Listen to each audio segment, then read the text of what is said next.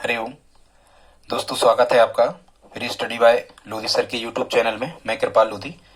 दोस्तों, आज हम आपको लेकर के आए हैं साइंस जीके का बहुत ही इम्पोर्टेंट टॉपिक, मानव शरीर में पाई जाने वाली ग्रंथियां या इनको ग्लैंड्स स्टूडेंट्स इंग्लिश में कहते हैं।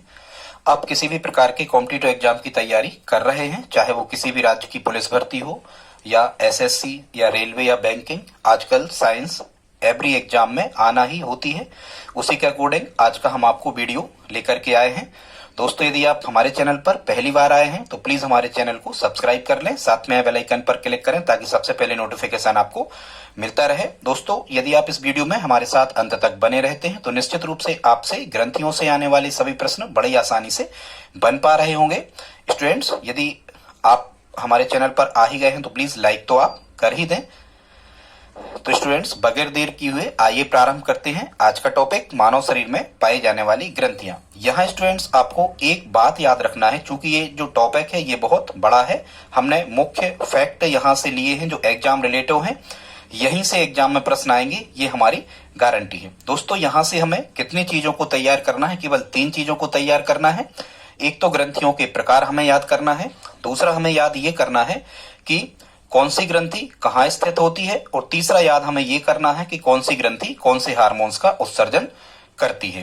ठीक है स्टूडेंट्स, इतना बस केवल आपको याद करना है। यदि आपको ज्यादा याद नहीं हो पाता है तब की स्थिति में तो हम देखते हैं। सबसे पहले स्टूडेंट्स हम समझ लेते हैं कि ग्रंथियां क्या कहलाती हैं। तो स्टूडेंट्स, ये एक प्रकार की, या हम कहें कि शरीर के ये वो हिस्से होते हैं जो विभिन्न रासायनिक पदार्थों का उत्सर्जन करते हैं। अब हम कहें कि रासायनिक पदार्थ कौन कौन से हैं, तो स्टूडेंट्स रासायनिक पदार्थ होते हैं हार्मोन्स और एंजाइम, और ये हार्मोन्स और एंजाइम मुख्यतः ये प्रोटीन ही होते हैं। कभी यदि पूछा जाए कि हार्मोन्स और एंजाइम क्या हैं, तो आपको कह देना है ये प्रोटीन है। ठीक है स्टूडेंट्स, इतना आपको याद रखना है। शरीर के वे हिस्से जो विभिन्न रासायनिक पदार्थों का उत्सर्जन करते हैं। रासायनिक पदार्थ क्या हो सकते हैं? हार्मोन्स और एंजाइम, और यही रासायनिक पदार्थ शरीर की विभिन्न क्रियाओं को करने में हमारी मदद करते हैं। ऐसे उत्सर्जित करने वाले जो शरीर के हिस्से हैं उनको हम क्या कहते हैं? ग्रंथियां कहते हैं। अब देखते हैं स्टूडेंट्स, ग्रंथियों के कितने प्रकार होते हैं। तो यहाँ आपको याद रखना है, ग्रंथियों के 3 प्रकार होते हैं। सबसे पहली जो कहलाती हैं वो अंतःस्रावी ग्रंथियां होती हैं, दूसरा जो प्रकार होता है वो बाह्यस्रावी ग्रंथियां होती हैं, और तीसरा जो प्रकार होता है इनको हम मिश्रित ग्रंथियां कहते हैं। एक एक करके हम आगे आपको बताते जाएंगे। सबसे पहले हम स्टूडेंट्स प्रारंभ करते हैं अंतःस्रावी ग्रंथियां। तो ऐसी ग्रंथियां जो शरीर में तो पाई जाती हैं लेकिन नलिका विहीन होती हैं, मतलब इनमें अपना जो पदार्थ है, रासायनिक पदार्थ जिसको वो स्रावित कर रही हैं, वो निकलने के लिए नलिका नहीं होती, मतलब नलिका विहीन होती है। ये क्या करती हैं? जो भी हार्मोन्स का स्रावण करती हैं, जो भी हार्मोन्स निकालती हैं, इसको रक्त में सीधे ही मिला देती हैं। ठीक है। फिर अंतःस्रावी ग्रंथियों से निकलने वाला जो पदार्थ होता है वो क्या होता है? तो यहाँ आपको ध्यान रखना है हार्मोन्स। ठीक है, क्या याद रखना है? हार्मोन्स। चूंकि ऐसे भी आप याद रख सकते हो हार्मोन्स।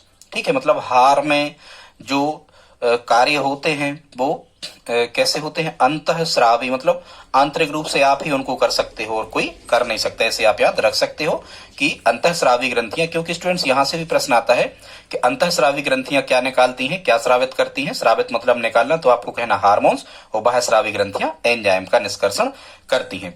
ठीक है, फिर हम देखते हैं जो हार्मोन्स होते हैं इनको क्या कहते हैं स्टूडेंट्स? तो जो हार्मोन्स होते हैं इन्हें हम कहते हैं रासायनिक संदेश वाहक। क्या कहते हैं? रासायनिक संदेश वाहक। ये रासायनिक पदार्थ होते हैं लेकिन ये शरीर को संदेश देते हैं कि अब आपको क्या करना है।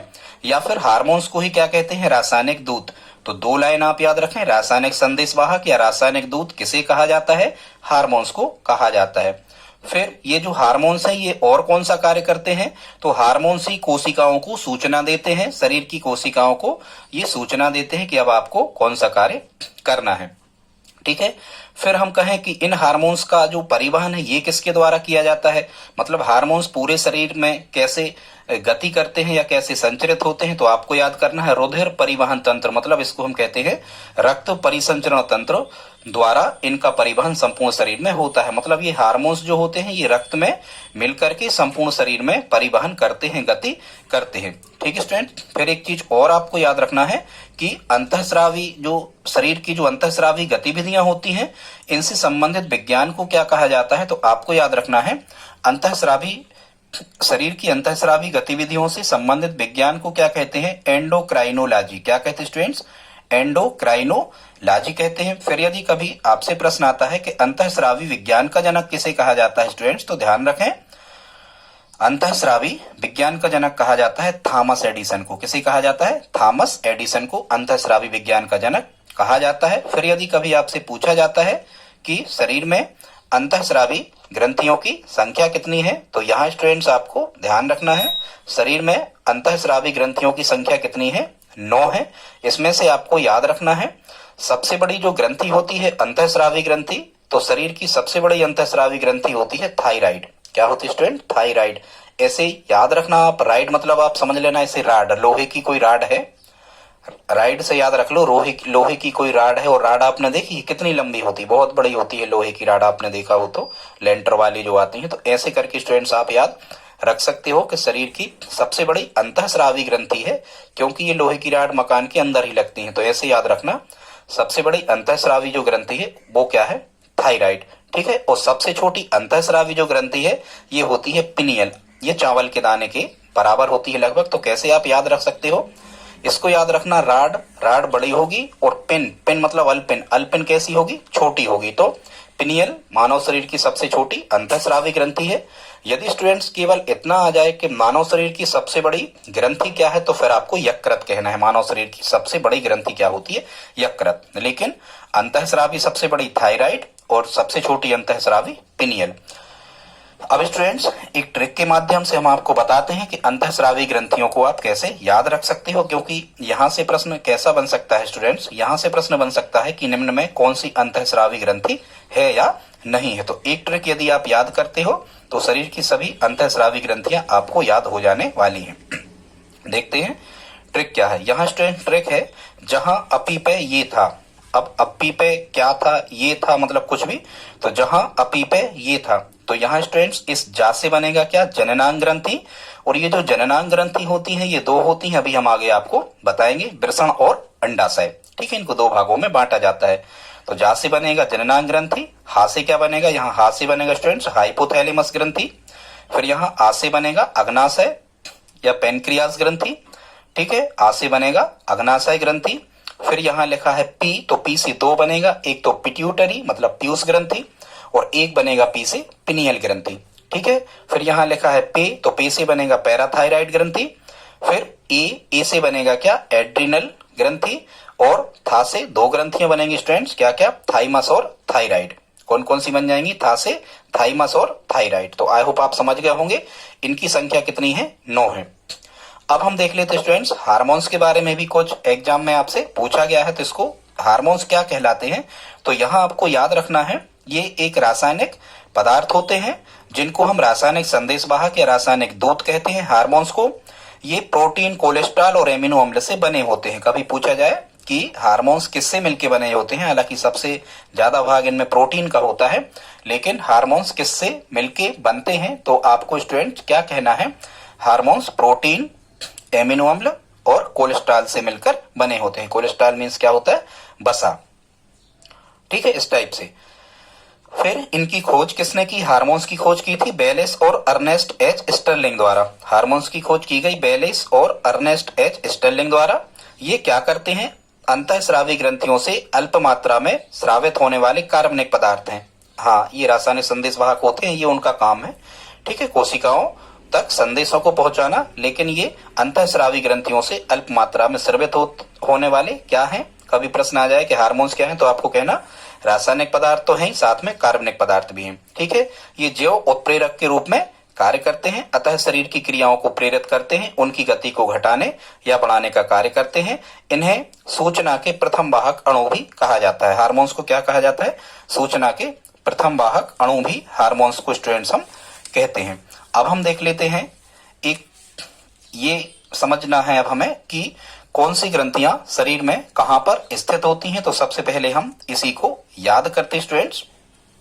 तो ग्रंथियों को याद करने के लिए हम कहां से प्रारंभ करते हैं स्टूडेंट, तो हम प्रारंभ करते हैं सबसे ऊपर से, ठीक है। तो हाँ, और यहाँ आपको याद कर ही लेना है, क्योंकि यहाँ से आपको निश्चित रूप से प्रश्न आने वाला है कि मानव शरीर की कौन सी ग्रंथि शरीर में कहां पर पाई जाती है, ये प्रश्न यहाँ पर आता है आपको, ठीक है। तो हम ट्रिक के माध्यम से याद करते हैं। देखते हैं ग्रंथियां व शरीर में उनकी अवस्थिति या उनकी स्थिति। सबसे पहले स्टूडेंट्स लिखा है पीनियल ग्रंथि। तो ये जो पीनियल ग्रंथि है ये मस्तिष्क के अग्रभाग में पाई जाती है।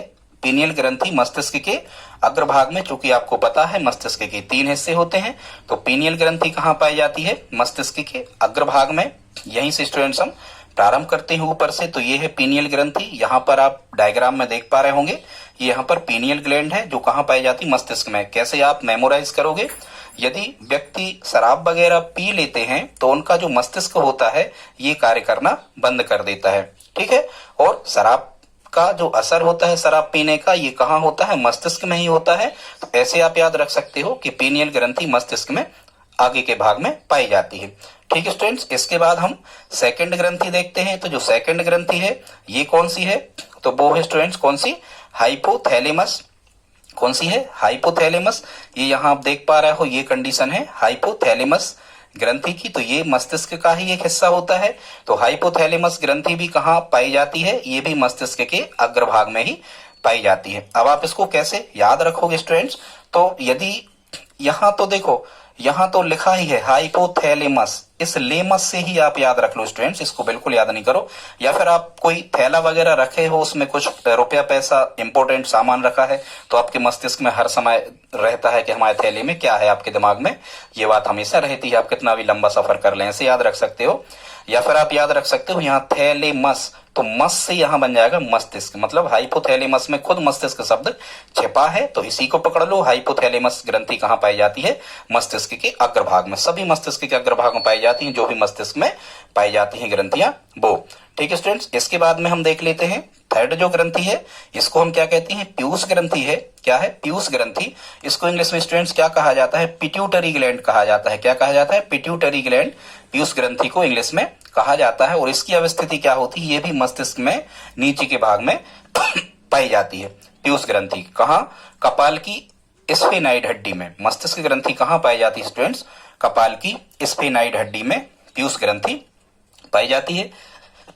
इसको आप कैसे याद रखोगे भाई, पीयूष नाम का कोई लड़का है, पीयूष नाम का कोई छात्र है, तो उसका मस्तिष्क मतलब दिमाग की दृष्टि से बहुत निम्न है, मतलब बहुत नीचे है, तो ऐसे आप याद रख सकते हो। पीयूष नाम का लड़का है, मस्तिष्क की दृष्टि से बहुत नीचे है वो इसका स्तर, ऐसे याद हो जाएगा कि पीयूष मस्तिष्क के नीचे के भाग में कपाल की स्फेनाइड हड्डी में पाई जाती है। इसके बाद स्टूडेंट्स अब हम देखते हैं अगली जो ग्रंथि है, अगली जो ग्रंथि है इसका नाम है थायराइड ग्रंथि। इस थायराइड ग्रंथि को हम हिंदी में अबटू कहते हैं, अबटू ग्रंथि, या इंग्लिश में से क्या कहा जाता है, थायराइड। और ये आप देख पा रहे हो यहाँ है, ये यहाँ पर है थायराइड ग्रंथि। ये हमारी जो श्वास नली होती है इसके बिल्कुल बीचों बीच पाई जाती है थायराइड ग्रंथि, या इसी को हम क्या कहते हैं, इसी को हम कहते हैं स्टूडेंट्स क्या, अबटू ग्रंथि, ठीक है। तो अबटू ग्रंथि को आप कैसे याद रखोगे, गले में सांस की नली से ये जुड़ी होती है, गले में सांस की नली के बीचों बीच पाई जाती है। क्या, कौन सी ग्रंथि, थायराइड ग्रंथि। अब आप इसको कैसे याद रखोगे स्टूडेंट्स, ऐसे याद रखना कि राइड मतलब आपको कोई राड है, राड आपको कोई गले में आपको कोई राड लग गई है, ऐसे याद रखना। यदि आपको राड कभी ना लगे भगवान करे, पर यदि आपको कभी राड लग गई है तो कहाँ लग गई है, गले में, ऐसे आप याद रख सकते हो। थायराइड या अबटू ग्रंथि गले में सांस की नली से जुड़ी होती है, ठीक है, या वहां पर पाई जाती है। इसके बाद स्टूडेंट्स उससे नीचे आते हैं, ये हम ऊपर से नीचे के क्रम में चल रहे हैं, तो जब हम उसके नीचे आते हैं स्टूडेंट्स तो होती है ये पैराथायराइड ग्रंथि।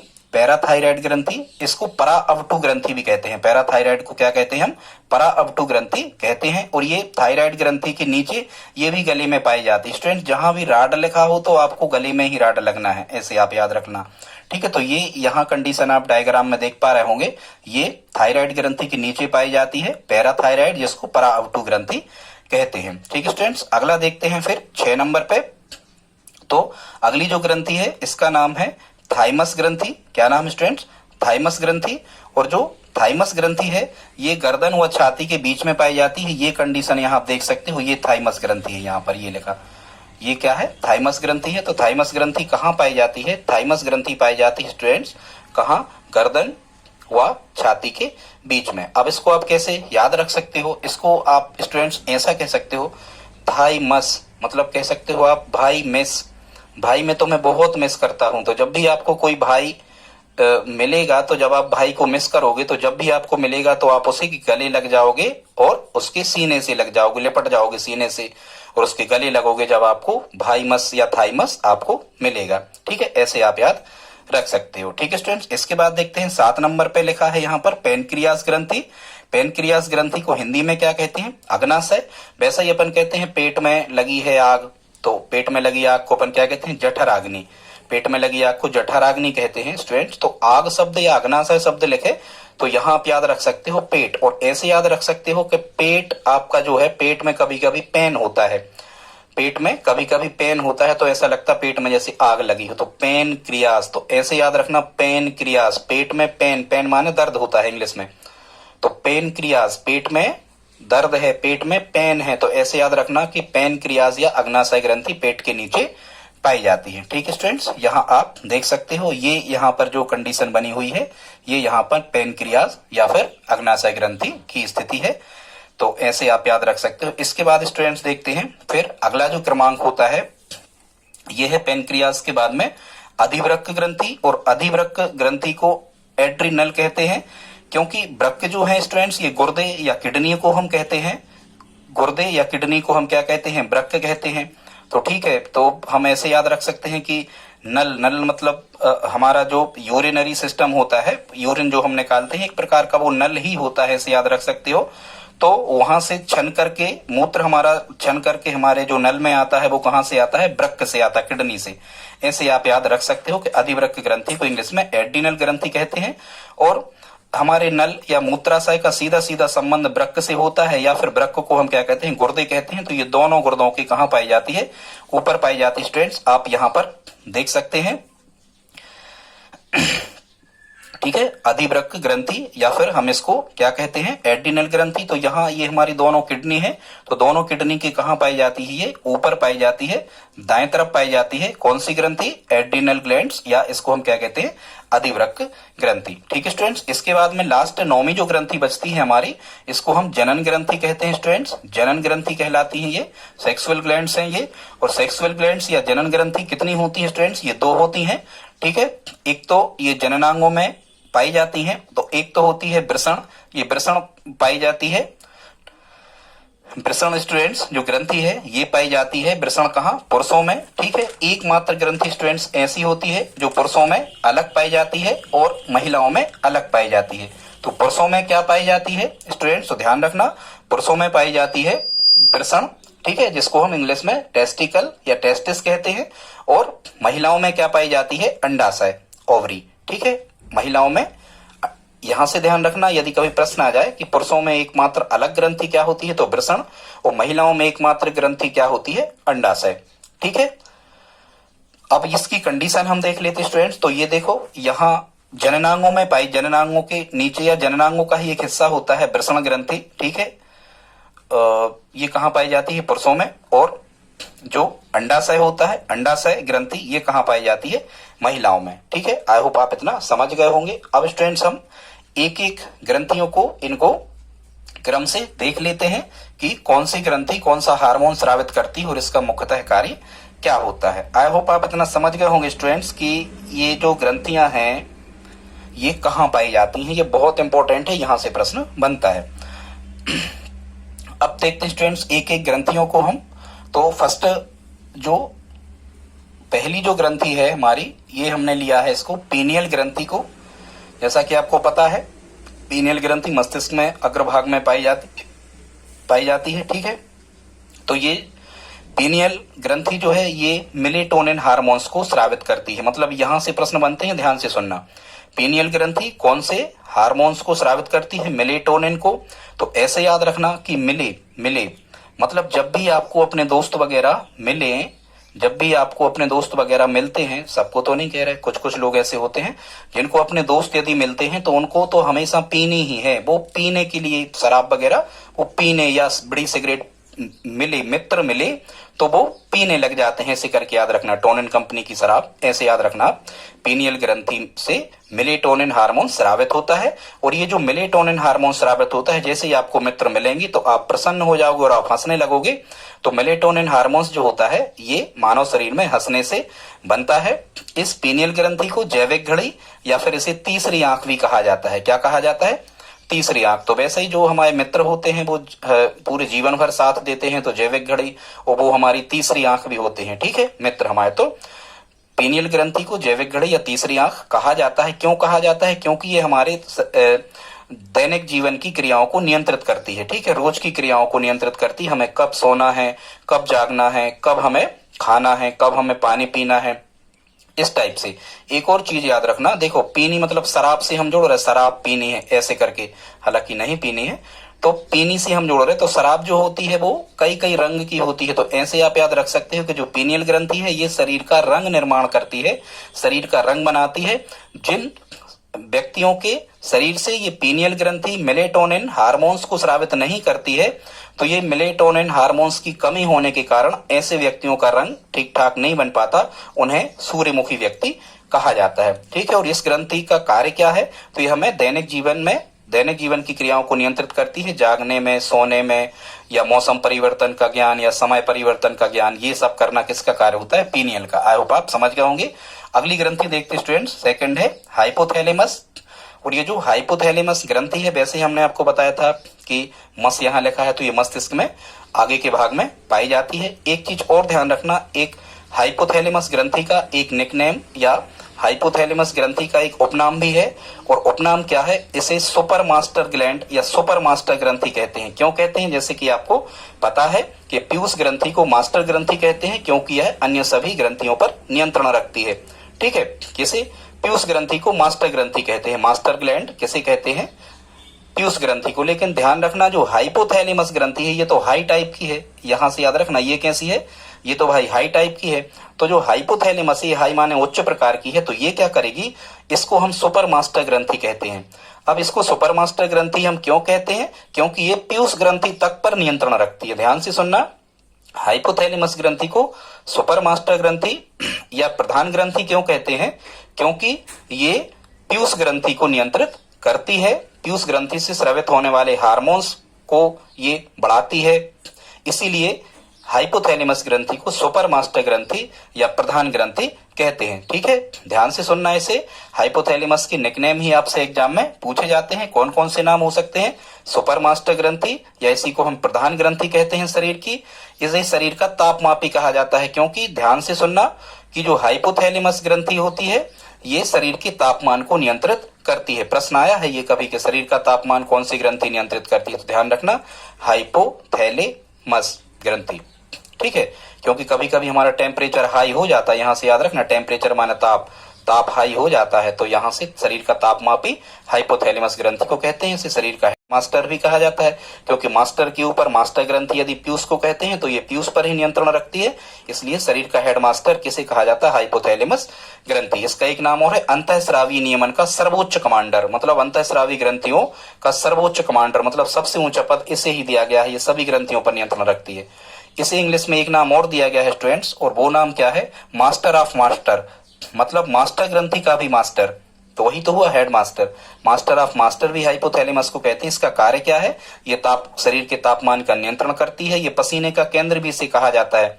ठीक है, पसीना यहीं से स्रावित होता है, या पसीने को स्रावित करने के लिए यही प्रेरित करती है। ठीक है, हाइपोथैलेमस और क्या क्या कार्य इसका होता है? भूख, प्यास और भावनाओं पर नियंत्रण करना। जैसे जब किसी व्यक्ति को बहुत ज्यादा किसी से घृणा हो जाती है, या क्रोध आ रहा होता है, या किसी से प्रेम बहुत ज्यादा करने लगता है व्यक्ति, तो ये हाइपोथैलेमस ग्रंथि से स्रावित होने वाले हार्मोन्स की वजह से। तो एक बात याद रख लो, भावनाओं पर नियंत्रण। कभी हम मरने के लिए तैयार हो जाते हैं, ठीक है, कभी हम किसी से घृणा, क्रोध या प्रेम करने लगते हैं। ऐसे हाई क्वालिटी के विचार हमें हाइपोथैलेमस ग्रंथि के कारण शरीर में आते हैं। ये घृणा, क्रोध और प्रेम, ये दो चीजें तो हैं ही जीवन में, क्रोध और प्रेम, यही तो हाई टाइप के विचार हैं। तो ऐसे याद रखना, ये हाइपोथैलेमस ग्रंथि से नियंत्रित होते हैं। अब हम देखते हैं स्टूडेंट्स, इनसे स्रावित होने वाले, हाइपोथैलेमस से स्रावित होने वाले हार्मोन्स कौन से हैं। तो यहां से निकलने वाले दो हार्मोन्स हैं, एक का नाम होता है मोचक हार्मोन्स और दूसरा होता है निरोधी हार्मोन्स। हालांकि जो मोचक हार्मोन्स हैं, ये मोचक में 3 शब्द हैं, तो इनकी संख्या कितनी है, मोचक में 3 शब्द जरूर है, लेकिन मोचक हार्मोन्स की संख्या 7 है। ये हार्मोन्स जो स्रावित होते हैं हाइपोथैलेमस ग्रंथि से, उनके स्राव को बढ़ाते हैं। कौन? मोचक बढ़ाते हैं। मोचक मतलब संकट मोचक, हनुमान जी जैसे हम कहें, तो ये तो किसी की ताकत वगैरह में, बुद्धि में वृद्धि करेंगे, ऐसे याद रखना। मोचक स्राव को बढ़ाते हैं। और निरोधी हार्मोन्स जो होते हैं, ये मोचक हार्मोन्स भी पीयूष ग्रंथि पर ही कार्य करते हैं और स्राव को बढ़ाते हैं। और जो निरोधी हार्मोन्स होते हैं, ये पीयूष ग्रंथि पर कार्य करके उससे निकलने वाले हार्मोन्स को कम करते हैं। निरोधी का मतलब ही कम करते हैं। निरोधी में 3 शब्द, 3 वर्ण लिखे हैं, 3 लेटर यहाँ लिखे हैं, तो निरोधी हार्मोन्स की संख्या 3 है और मोचक हार्मोन्स की संख्या कितनी है? 7 है। स्टूडेंट्स अगला देखते हैं, हमारी जो तीसरी ग्लैंड या तीसरी ग्रंथि है, इसको हम क्या कहते हैं? इसको हम, बस स्टूडेंट्स आप 5 मिनट और हमारे साथ में रहें, बहुत इंपॉर्टेंट फैक्ट है ये, बस एंड यहां से होने ही वाला है, ज्यादा से ज्यादा 5 मिनट और बचे हैं। आपने यहां तक यदि वीडियो देखा तो प्लीज लाइक कर दें। इसके बाद देखते हैं तीसरे नंबर पे स्टूडेंट्स कौन सी? पीयूष ग्रंथि। इसको इंग्लिश में हम पिट्यूटरी कहते हैं, पीपी याद रख लेना, तो पीयूष ग्रंथि से पिट्यूटरी हो जाएगा। इसका आकार होता है मटर के दाने के समान, ये लगभग 0.6 ग्राम की होती है। इसको हम मास्टर ग्रंथि भी कहते हैं। मास्टर ग्रंथि या पीयूष ग्रंथि का कार्य होता है, क्या होता है? ये प्रजनन संस्थान के अंगों का विकास करती है। मुख्यतः पीयूष ग्रंथि जो है वो प्रजनन संस्थान से ही संबंधित है, याद रखना। लैंगिक विकास को भी प्रेरित ये करती है, ठीक है। पुरुषों में नपुंसकता और स्त्रियों में बांझपन, मतलब बच्चे पैदा करने की क्षमता ना होना, ये पुरुषों में नपुंसकता कहलाती है, और बच्चे पैदा करने की क्षमता ना होना ये स्त्रियों में बांझपन कहलाता है। तो ये पुरुषों में नपुंसकता या स्त्रियों में बांझपन या मासिक धर्म किसी स्त्री महिला का नहीं आ रहा है, तो ये पीयूष ग्रंथि के ही डिस्टरबेंस का कारण होता है। इसी के असंतुलन के कारण ये समस्याएं आती हैं, ठीक है। शरीर में वृद्धि हार्मोन्स जितने भी होते हैं वो यहीं से स्रावित होते हैं। एक चीज और ध्यान रखना, कभी कभी यहां से प्रश्न आता है स्टूडेंट्स कि मानव शरीर की लंबाई मुख्यतः किस ग्रंथि पर निर्भर करती है? तो ध्यान से सुनना, मानव शरीर की लंबाई मुख्यतः पीयूष ग्रंथि पर ही निर्भर करती है। यदि पीयूष ग्रंथि से स्रावित होने वाले जो हार्मोन्स हैं, ये यदि सही बहुत ज्यादा, यदि मान के चलो यदि स्रावित हो जाते हैं, पीयूष ग्रंथि से स्रावित होने वाले हार्मोन्स यदि बहुत ज्यादा स्रावित हो जाते हैं, तो मानव का जो शरीर होता है ये लगभग 7, 8, 9 फीट तक हो जाता है और मानव विशालकाय हो जाता है। यदि इनसे स्रावित होने वाला जो हार्मोन्स है यदि ये कम रहता है तो मानव कैसा रह जाता है? बौना रह जाता है, ये 3-4 फीट का ही रह जाता है। तो ध्यान से सुनना, पीयूष ग्रंथि मुख्यतः मानव शरीर की लंबाई और जनन जो क्रियाएं होती हैं इनको नियंत्रित करने वाली ग्रंथि कहलाती है। स्टूडेंट्स पीयूष ग्रंथि से मुख्यतः तो 11 हार्मोन्स बनते हैं, लेकिन मुख्य हम आपको 6 बता रहे हैं। यहां ध्यान से सुनना, इन 6 के कभी कभी फुल फॉर्म भी आपसे पूछ लिए जाते हैं। पीयूष ग्रंथि में एक चीज और इंपॉर्टेंट हो जाती है, और वो क्या है कि पीयूष ग्रंथि से स्रावित जो 11 हार्मोन्स हैं, इन हार्मोन्स के फुल फॉर्म भी आपसे पूछ लिए जाते हैं। फर्स्ट देखते हैं एसटीएच, इसका फुल फॉर्म होता है सोमेटोट्रोपिक हार्मोन्स, ठीक है। ये मुख्य हार्मोन्स है और लंबाई वगैरह शरीर की ये सोमेटोट्रोपिक हार्मोन से ही नियंत्रित करता है। वैसे जो सूमो होते हैं, सूमो पहलवान भी बहुत मोटे ताजे लंबे, ऐसे करके याद आप रख सकते हो। दूसरा जो होता है ये टीएसएच, इसको हम इंग्लिश में कहते हैं, इसका फुल फॉर्म होता है थायरोट्रोपिन हार्मोन्स, ठीक। फिर तीसरा है एसीटीएच, इसको कहते हैं एड्रीनो कार्टिकोट्रोपिक हार्मोन्स। एफएसएच का फुल फॉर्म होता है फॉलिकल स्टिमुलेटिंग हार्मोन्स, ये मानव शरीर में शुक्राणु बनाने में मदद करता है, ठीक है, शुक्राणु बनाने में मदद करता है। Follicle stimulating hormones. 5वां है एमएसएच, इसको इंग्लिश में इसका फुल फॉर्म होता है मेलिनोसाइट हार्मोन्स। और 6वां है मुख्य एलटीएच, लैक्टोजेनिक हार्मोन्स। स्टूडेंट्स ध्यान से सुनना, ये जो लैक्टोजेनिक हार्मोन्स है ये महिलाओं के दुग्ध श्रवण में मदद करता है, ठीक है, दुग्ध श्रवण में मदद करता है। कौन सा? लैक्टोजेनिक हार्मोन्स, एलटीएच, ठीक है। फिर हम देखते हैं इसे क्या कहा जाता है, एक निकनेम और इसका रह गया है, तो मास्टर ग्रंथि तो कहते हैं पीयूष ग्रंथि को, क्योंकि यह शरीर की अन्य सभी ग्रंथियों को नियंत्रित करती है। इसे प्रणाली विहीन ग्रंथियों की स्वामिनी भी कहा जाता है। अब स्वामिनी तो ये कहलाएगी क्योंकि सभी ग्रंथियों पर नियंत्रित करती है, ठीक है। इससे स्रावित होने वाले हार्मोन्स से एक औषधि बनाई जाती है पिट्यूटरीन, जो मुख्यतः हृदय रोगियों की मदद करती है, पिट्यूटरीन। अगला देखते स्टूडेंट 4 नंबर पे है थायराइड ग्रंथि। अभी हमने बताया था राड सबसे बड़ी होती है, थायराइड ये गले में पाई जाती है और ये मानव शरीर की सबसे बड़ी अंतःस्रावी ग्रंथि होती है। थायराइड ग्रंथि राडों को अपन एच के आकार में ही मोड़ सकते हैं, एच आकार की होती है, इसका रंग गुलाबी होता है। इसे हिंदी में अवटु ग्रंथि भी कहते हैं। यदि इस ग्रंथि की वृद्धि हो जाती स्टूडेंट्स, तो इस ग्रंथि की वृद्धि से कौन सा रोग हो जाता है, हमें घेंगा रोग हो जाता है, या गलगंड उसको कहते हैं, या उसी को इंग्लिश में क्या कहा जाता है, ग्वाइटर कहा जाता है, ठीक है। स्टूडेंट ध्यान से सुनना, ये बहुत इंपॉर्टेंट फैक्ट है कि थायराइड ग्रंथि में यदि वृद्धि हो जाए, ये ग्रंथि खुद बढ़ जाए, तो गले में एक गोल गुच्छा लटक जाता है, जिसको हम घेंगा, गलगंड या ग्वाइटर कहते हैं, ठीक है। अब हम देखते हैं कि जो थायराइड ग्रंथि है, इसकी आकृति चूल्हे के समान होती है थायराइड ग्रंथि की, इसलिए इस ग्रंथि को हम चुल्ली का ग्रंथि भी कहते हैं। अब जो घेंगा, गलगंड या ग्वाइटर रोग होता है स्टूडेंट्स, ये आयोडीन की कमी से होने वाला रोग है। ध्यान से सुनना, बहुत इंपॉर्टेंट फैक्ट, एग्जाम में यही पूछे जाते हैं, ठीक है। थायराइड पीयूष से ही सबसे ज्यादा प्रश्न पूछे जाते हैं आपसे।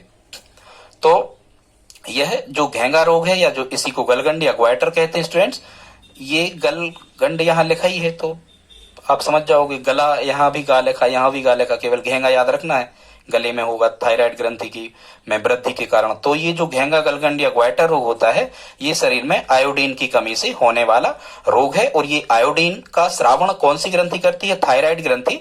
जब ये आयोडीन का श्रावण नहीं करती है, ये आयोडीन, ये मिस्टेक बोल गए, जरा ध्यान से सुनना। थायराइड जो ग्रंथि स्टूडेंट्स, ये थायरॉक्सिन नामक हार्मोन्स का श्रावण करती है। ध्यान से सुनना, जो थायराइड ग्रंथि है, ये थायरॉक्सिन नामक हार्मोन्स का श्रावण करती है, थायरॉक्सिन नामक हार्मोन्स निकालती है। तो देखो यहाँ थाई लिखा है, इसको थायरॉक्सिन ही ई लिख देना, यहाँ ई, तो थायरॉक्सिन आपको ध्यान आ जाएगा। थायराइड ग्रंथि थायरॉक्सिन हार्मोन्स का श्रावण करती है, और ये जो थायरॉक्सिन हार्मोन्स होता है, ये शरीर में क्या बनाता है, आयोडीन बनाता है। ध्यान से सुनना, थायरॉक्सिन क्या बनाता है, शरीर में आयोडीन बनाता है। शरीर में आयोडीन बनाने का काम किसका है, थायरॉक्सिन हार्मोन्स का काम है। तो जब ये थायराइड ग्रंथि से थायरॉक्सिन हार्मोन स्रावित नहीं होता है, तो आयोडीन नहीं बन पाता है, और आयोडीन की कमी से घेंगा, गलगंड या ग्वाइटर रोग हो जाता है, ठीक है। इससे क्या होता है कि जो थायराइड ग्रंथि है, ये क्या होता है, फूलने लगती है, और ये गले में बड़ा आकार लेकर के लटक जाती है, ठीक है। अब हम देखते हैं कि थायरॉक्सिन हार्मोन्स की कमी से व्यक्तियों को कौन सा रोग हो सकता है स्टूडेंट्स। तो यहां से आपको ध्यान रखना है कि थायरॉक्सिन की कमी से मानव के लिए जड़ मानवता रोग हो सकता है। कौन सा रोग हो सकता है स्टूडेंट्स, जड़ मानवता रोग हो सकता है। और स्टूडेंट्स जो जड़ मानवता रोग है, ये खासकर बच्चों को होता है। इससे क्या होता है, जड़ मानवता रोग से बच्चों का शारीरिक और मानसिक विकास रुक जाता है, वो पागलों की भांति हो जाते हैं, और शारीरिक रूप से वो विकलांग भी हो जाते हैं, बच्चों की वृद्धि विकास रुक जाता है। मतलब लगभग 15-16 साल का बच्चा आपको 5 साल जैसा लगता है, जीभ बड़ी हो जाती है, जीभ मुंह के बाहर निकलने लगती है, वो बहुत ज्यादा कमजोर और बौने रह जाते हैं, वो अपने सहारे पर खड़े भी नहीं हो सकते। कुल मिला के ये कमजोरी का रोग है जड़ मानवता, जो मुख्यतः छोटे बच्चों को होने लगता है। आई होप आप इतना समझ गए होंगे। अगला देखते स्टूडेंट 5 नंबर पे है पैराथायराइड ग्रंथि। इसको क्या कहते हैं, पराअवटु ग्रंथि कहते हैं। ये पैराथायराइड पीपी से मिला लेना, ये पीले रंग की होती है, अंडाकार, इनकी संख्या जो होती है वो 4 होती है। फिर ज्यादा यहां से याद नहीं रखना, पैराथायराइड ग्रंथि से कौन सा हार्मोन्स निकलता है, तो यहां से निकलता है पैराथार्मोन हार्मोन्स, ठीक है। इसको पीटीएच कहते हैं, पैराथार्मोन्स। तो यहां भी आपको याद नहीं रखना, पैरा था यहां भी लिखा है, और पैरा था यहां भी लिखा है, तो पैराथायराइड ग्रंथि से पैराथार्मोन्स हार्मोन्स, इतना पर्याप्त है, ठीक है। जो इसको हम पीटीएच कहते हैं। इसका कार्य क्या होता है, पैराथायराइड हार्मोन, पैराथार्मोन हार्मोन्स का कार्य क्या होता है, ये रक्त में कैल्शियम में वृद्धि करते हैं, ठीक है। यदि पैराथार्मोन हार्मोन्स सही मात्रा में नहीं निकलता है, तो शरीर में जाने वाले जो कंकड़ पत्थर होते हैं, ये पिघल नहीं पाते हैं, और इसके अनवैलेंस से शरीर में क्या हो जाती है, पथरी जमा हो जाती है। क्या हो जाता है स्टूडेंट, शरीर में पथरी जमा हो जाती है, और शरीर में जमा हुई जो पथरी होती है, जिससे मूत्र मार्ग में बाधा उत्पन्न होती है, ठीक है, मूत्र में परेशानी अपन को आती है इसके अनवैलेंस से। तो पथरी को स्टूडेंट्स इंग्लिश में पथरी का जो रासायनिक नाम है ये कैल्शियम ऑक्सीलेट है। ध्यान से सुनना, पूछा गया है किसी एग्जाम में। पथरी का रासायनिक नाम कैल्शियम ऑक्सीलेट है और इसका रासायनिक सूत्र CaC2O4 इंटू 10H2। 10H2O नहीं भी आप लिखो तो ये जल के अणु है, ये चल जाता है, लेकिन आपको यहाँ से CaC2O4 जरूर याद कर लेना है, ठीक है। और पैराथार्मोन हार्मोन्स के यदि अधिक श्रवण होता है, ध्यान से सुनना, पैराथार्मोन्स मतलब ये पैर लिखा है, किसी के पैर काम नहीं कर रहे, समझना, मतलब हड्डियां डिस्टर्ब हो गई। पैराथार्मोन्स के अधिक श्रवण से हड्डियां कैसी हो जाती हैं? कमजोर हो जाती हैं, हड्डियां अपने आप टूटने लगती हैं, ठीक है, हड्डियां बहुत पतली हो जाती हैं। इस रोग को हम क्या कहते हैं? ऑस्टियोपोरोसिस। क्या कहते हैं? ऑस्टियोपोरोसिस। ये एक रोग है हड्डियों को लगने वाला, जिसमें हड्डियां अपने आप टूटने लगती हैं, ठीक है। तो ये किसके अधिक श्रवण से? पैराथार्मोन्स, मतलब इसके लिए पैराथायराइड ग्रंथि जरूरी है। अगला देखते हैं स्टूडेंट, बस आप 5 मिनट का ये वीडियो और बचा है, जल्दी जल्दी देखते हैं। अगला है स्टूडेंट 6 नंबर पे थाइमस ग्रंथि। इससे थाइमस हार्मोन से ही, मतलब थाइमस ग्रंथि से, थाइमस हार्मोन से नहीं, ये गलत लिख गया है, यहाँ थाइमस ग्रंथि से स्टूडेंट थाइमोसिन, तो यहाँ देखो थाई लिखा ही है, थाइमस ग्रंथि से थाइमोसिन हार्मोन्स का श्रवण होता है, ये जरूर आप याद कर लें, ठीक है। और थाइमस जो ग्रंथि स्टूडेंट्स, जैसे थर्मस है, ऐसे याद रखना, ये थर्मस है, थाइमस मतलब, तो मुख्यतः इसका कार्य क्या होता है थाइमोसिन हार्मोन्स का? ये शरीर की रोग प्रतिरोधक क्षमता में वृद्धि करती है। थाइमस ग्रंथि क्या कार्य होता है इसका? शरीर की रोग प्रतिरोधक क्षमता में वृद्धि करती है थाइमस ग्रंथि, और ये मुख्यतः बच्चों में विकसित होती है। थाइमस ग्रंथि बच्चों में विकसित होने के कारण ही बच्चों की जो रोग प्रतिरोधक क्षमता होती है ये पुरुषों और वृद्धों की अपेक्षा अधिक होती है, ठीक है। और मनुष्य में बुढ़ापा इसी ग्रंथि के लुप्त हो जाने के कारण आता है।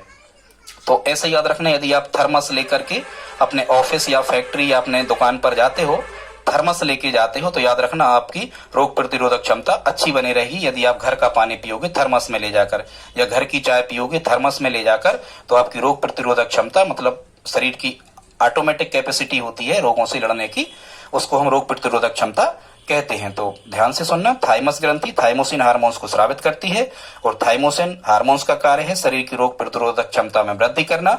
मनुष्य में जब ये ग्रंथि लुप्त हो जाती है तो मनुष्य में बुढ़ापा बढ़ने लगता है। इस ग्रंथि को बच्चों का ऊर्जा केंद्र कहते हैं। ध्यान से सुनना, बच्चों का ऊर्जा केंद्र क्यों कहते हैं? क्योंकि ये बच्चों में बहुत अधिक विकसित अवस्था में पाई जाती है। इसी के कारण बच्चों की रोग प्रतिरोधक क्षमता सबसे अच्छी होती है। इसी के कारण बच्चों का प्रतिरक्षा तंत्र कैसा होता है? मजबूत होता है।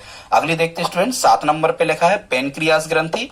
तो पेनक्रियास, पेन कहाँ होता है? हमें पेट में ही आग लगती है, तो पेनक्रियास ग्रंथि को अग्नाशय कहते हैं। और ये जो पेनक्रियास ग्रंथि है ये पेट में ही पाई जाती है।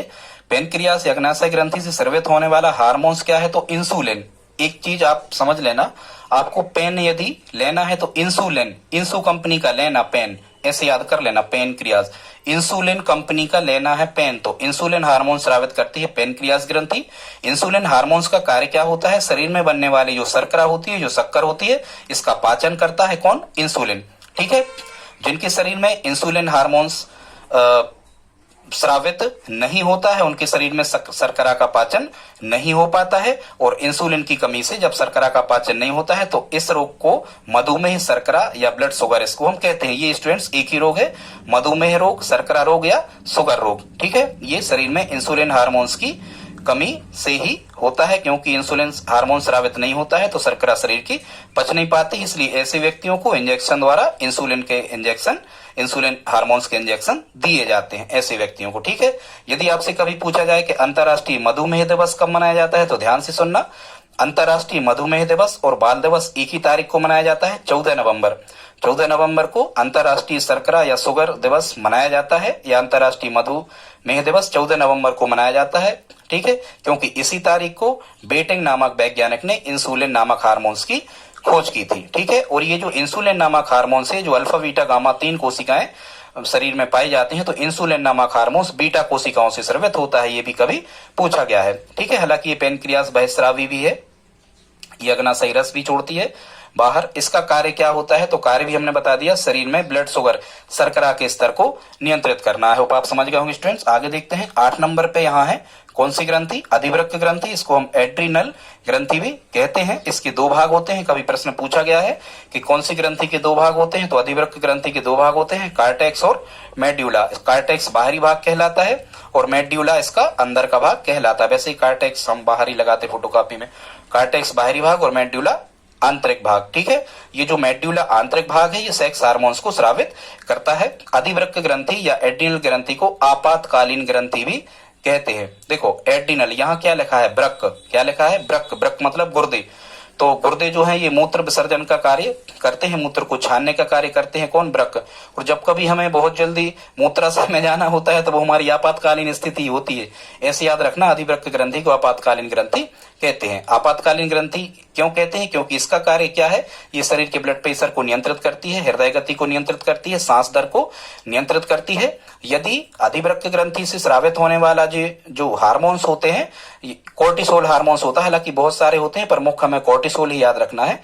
यदि ये ज्यादा स्रावित होने लगते हैं तो व्यक्ति या तो बहुत ज्यादा खुश हो जाता है या बहुत ज्यादा डरने लगता है, ठीक है। या जब बहुत ज्यादा डर रहा होता है तो कोर्टिसोल हार्मोन स्रावित वहां से हो रहा होता है। एड्रिनल ग्रंथि बहुत सक्रिय अवस्था में हो रही होती है यदि व्यक्ति खुश या डरा हुआ होता है। अगला देखते हैं स्टूडेंट्स, 9 नंबर पे है जनन ग्रंथि। जो स्टूडेंट्स जनन ग्रंथि है ये 2 प्रकार की होती है। वृषण, ये सिर्फ पुरुषों में पाई जाती है, वृषण। और ध्यान से रखना, ये जो जनन ग्रंथि है वृषण, ये सिर्फ पुरुषों में पाई जाती है। ये पुरुष यौन हार्मोन्स टेस्टोस्टेरॉन का श्रावण करती है। क्या क्या करती है, टेस्टोस्टेरॉन। ध्यान रखना, मानव मनुष्य जो होते हैं, खासकर जो पुरुष होते हैं, ये टेस्ट नहीं करवाते। यदि ये बीमार वगैरह हो जाए तो ये बहुत डरते हैं, ये टेस्ट नहीं करवाते, टेस्ट पर स्टे रखते हैं। महिलाएं बीमार होती हैं बहुत जल्दी डॉक्टर के यहाँ चली जाती, टेस्ट करवा लेती हैं, ठीक है। लेकिन ये जो पुरुष होते हैं ये टेस्ट पर स्टे रखते हैं। ऐसे याद रखना, पुरुष यौन हार्मोन्स टेस्टोस्टेरॉन कहां से स्रावित होता है, वृषण से। बहुत इंपॉर्टेंट फैक्ट, यही पूछा जाता है यहाँ से, ठीक है। और टेस्टोस्टेरॉन हार्मोन्स का कार्य क्या होता है, तो ये यौन अंग जो है शरीर में, जो सेक्सुअल बॉडीज हैं, ये यौन अंगों को विकसित करने का कार्य टेस्टोस्टेरॉन करता है। इसी टेस्टोस्टेरॉन हार्मोन्स के स्रावित होने के कारण मानवों की, मतलब मनुष्य में पुरुषों की मोटी आवाज होती है, इनकी दाढ़ी मूछों का विकास होता है, और शुक्राणु जो जिससे बच्चे पैदा होते हैं, ठीक है, जिसको फर्टिलाइजर भी हम, बीज भी हम कह सकते हैं, ये शुक्राणुओं का निर्माण भी टेस्टोस्टेरॉन हार्मोन्स की वजह से ही संभव हो पाता है। आई होप आप समझ गए होंगे। सेकंड देखते हैं स्टूडेंट्स, सेकंड है अंडाशय। अंडाशय, तो ये अंडाशय जो ग्रंथि है ये भी जनन ग्रंथि का दूसरा भाग है, लेकिन ये अंडाशय केवल कहाँ पाया जाता है, महिलाओं में पाया जाता है, ठीक है। कैसे याद रखोगे, सय, कुछ लोग महिलाओं को ज्यादा सय दिए रहते हैं ना, तो वो ज्यादा बातचीत करती है, ऐसे ही आप याद रख सकते हो। अंडाशय सिर्फ महिलाओं में पाया जाता है। ये एकमात्र हार्मोन्स होता है, ये कौन कौन, टेस्टोस्टेरोन और ये अंडाशय में से निकलने वाले, हालांकि 2 होते हैं, ये अलग होते हैं पुरुषों की अपेक्षा महिलाओं में। इनको मादा यौन हार्मोन्स भी कहा जाता है। कौन कौन को, एस्ट्रोजन और प्रोजेस्टेरोन, ठीक है। कौन कौन से, एस्ट्रोजन और प्रोजेस्टेरोन। ध्यान से रखना, यहां लिखा है ट्रो, ट्रो को कह दो आप ट्रे, यहां भी ट्रो लिखा है, ट्रो को कह दो ट्रे।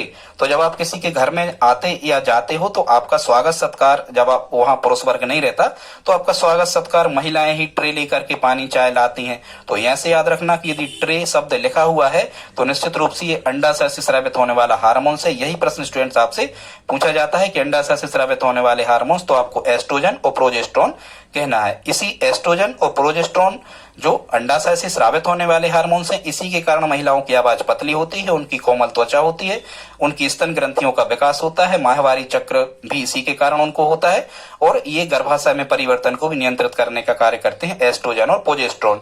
प्रोजेस्टेरोन याद नहीं हो तो एस्ट्रोजन जरूर ये एग्जाम में पूछा जाता है। अब स्टूडेंट्स ये आंतरिक ग्रंथियां थी पूरी की पूरी। अब हम देख लेते हैं बाह्यस्रावी ग्रंथियां।